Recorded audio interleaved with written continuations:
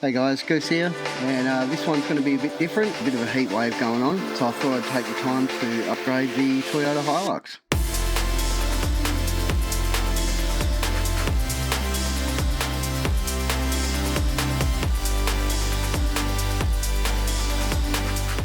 Yeah, so I really wanted to upgrade the off-road lighting on the Toyota Hilux after last season. I've just been using 7-inch LEDs. I already had some front runner roof bars installed that I bought a few years ago for about $400. Had some close calls with cattle last year, so it was definitely time to upgrade the lights. Super Cheap had a special going on for their Pro Rack Aero deck. $100 off, down from $650 to about $550, something like that. So I went and grabbed one of those, and of course the adapter kit did not fit, and the little plastic end caps on the bars were getting in the way and causing it to not sit completely flat. I had to butcher it, and it is what it is, but now it's on there. It's on there now.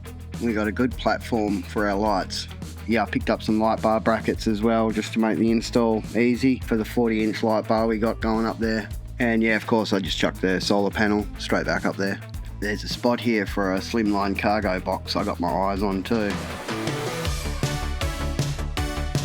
Started researching what lights I was going to put on there. Going to go for the budget option with the XTM's BCF range of lights. The people seem to like them. They had pretty good reviews. Not that I believe the reviews these days. Steady range also looked very tempting, and honestly, if I could afford it, I would just buy those. Also the Nava or the Lightforce is probably considered some of the top range. And yeah, out of the blue, Vic Off-Road emails me asking me if I want to show you guys some of their new product. I hit them up about their range of LED driving lights from LIGHTFOX, and they obliged. And they sent them straight out real quick. Yeah, so you can see here exactly what I ordered and the cost of everything. Yeah, I'm pretty keen to check out the gazebo. Be a nice place to get away from the flies out bush. So yeah, I got the 8-gang switch panel, and the plan was to hook all the lights up to the switch panel and have it controlled from there. I thought that might be something you guys would be interested in doing on your own trucks. So the gear rocked up and we got straight into it.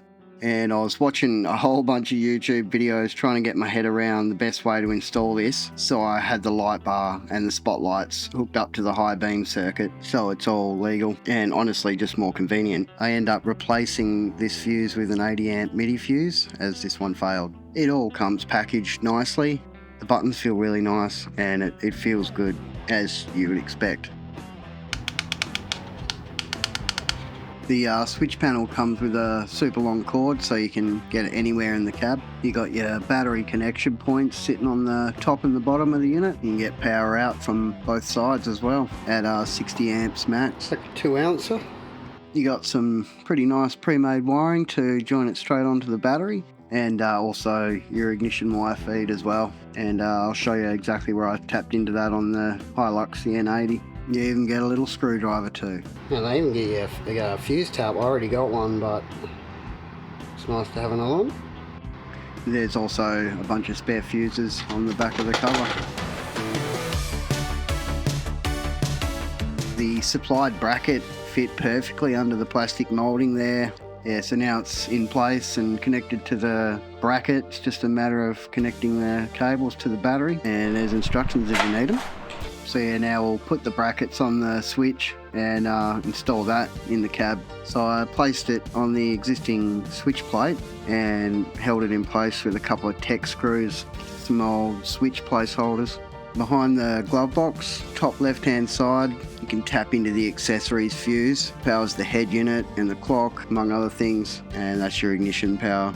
So I fed the cable through the firewall, so there's no need to run any more cabling through the firewall. So you've got 8 switches in there, and you can run your cables all to the control box under the hood, and should clear up some of the clutter. Yeah, I'll put a diagram up now of how I wired it in, because it's much easier to see how it was all done. So I used 2 relays for the 2 separate high beam circuits for the light bar and the 9-inch spotties. You'll need a piggyback adapter for your headlights to tap into the high beam circuit. I had one already there from an existing Lumen. So So yeah, first up we'll check out the 3-inch Cygnus pod lights. You get a heap of lenses and covers with these lights, and you got 2 clear covers here. Yeah, maybe the better option here was 1 light bar on each side of the car, but I wanted to be able to control where the beam's pointing, so that's why I went the work lights. And so far I like them, they're good. Yeah, they feel well made, but time will tell. And I'll just put all the specifications on screen rather than rattle them all off. Yeah, the pod lights feature a pretty cool amber backlight as well. And yeah, I just made some brackets out of some old angle iron we had lying around. And we're not fancy, but we cheap. And yeah, they went up really well. And the only problems were the bolts sticking out the top. And I'll just get the angle grinder onto those and chop them down. So yeah, I ran all the cables behind the headboard and under the car and just cable tied it to the existing conduit. Now, once you get your cables up into the engine bay, you're in business. Yeah, not a big fan of the connection point on the control box, just the raw wire feed in and clamp down with the screwdriver. Would have much preferred ring terminals or something like that. It was quite difficult to get them into the right position. So yeah, next up was the LED light bar, and behold the magnificence. This thing is a beast, and it was super easy to install. Yeah, I was going to use the DT connectors, but ended up soldering and hardwiring it all. I'll add the DT connectors later.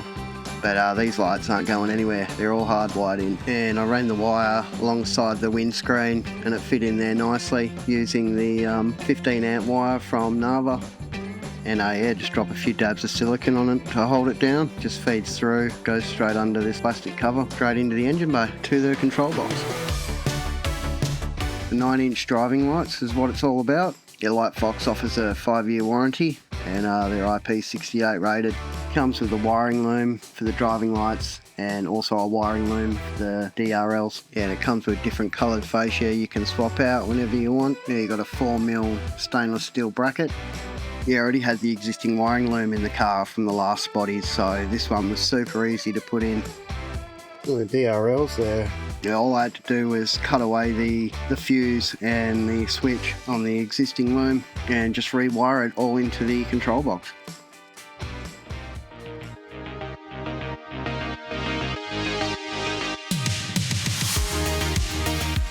So we'll get a good look at the lights before we take them out and test them.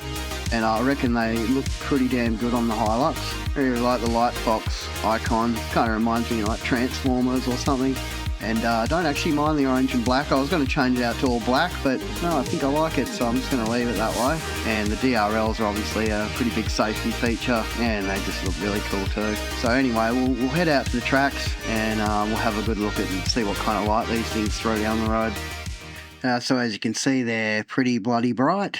And you do get some pretty heavy glare back from signs, but if you're doing a lot of night driving, these things are definitely worth the money. And teamed up with the light bar on the tracks is an awesome combination. Yeah, when I first fired it up, the glare coming through the windscreen from the light bar was pretty bad, and something I wasn't really thinking about, to be honest. And yeah, I found it's a pretty common problem, and people usually position them back a bit more, or just put like a 20-inch on the bull bar lower down. Just built a light deflector out of some aluminium flat bar, and you can buy them as well. The light bar has mounting points on the back of it, so it was easy to put the brackets on and attach the flat bar to it. Just needed an extra bracket for wind support and just bolted it down onto the roof rack so there was no movement. We'll just put them both on. Oh yeah, that's much better, eh? Nowhere near as much glare. You can see where the light deflector cuts off on the bonnet, and you could adjust it so it was perfect, but I think it turned out pretty bloody good. And I'll just leave you with the rest of the run and you can see for yourself how it all turned out. And we'll start off with just the light bar on.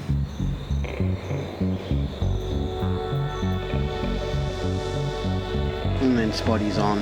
We'll just roll with both now.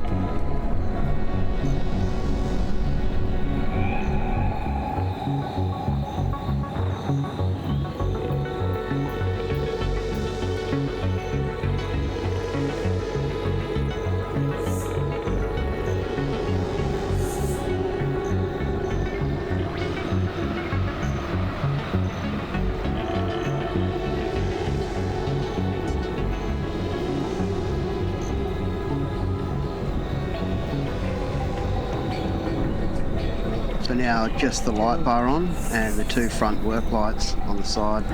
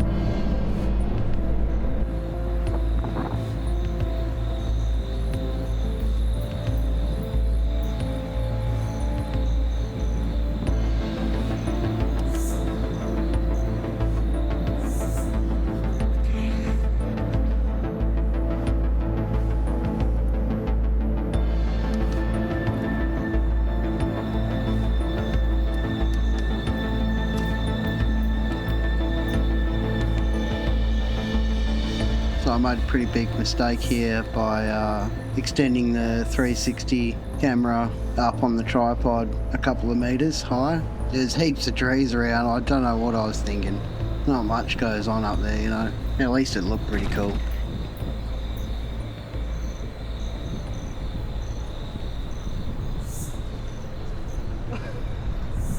Camera survived, the tripod didn't. I tried out the amber lenses that come with the little 3-inch pod lights, and the yellow light they put out would be better in foggy or dusty conditions. I ended up putting the full flood lens on all the 4 pod lights, and I really like the way that turned out. The switch panel itself has Bluetooth. Hook it up to your auxiliary battery and run all your camp gear from your phone as well, if you want to hook it up that way too. Yeah, it was a bit of messing around, but pretty happy with how it turned out. Shout out to Vic Off-Road for sending out the lights, and we're going to check out their new gazebo next, and can't wait till it starts cooling down because I'm edging to get out there and start looking for gold again. Cheers for watching, hope you got something out of it, and have a good one.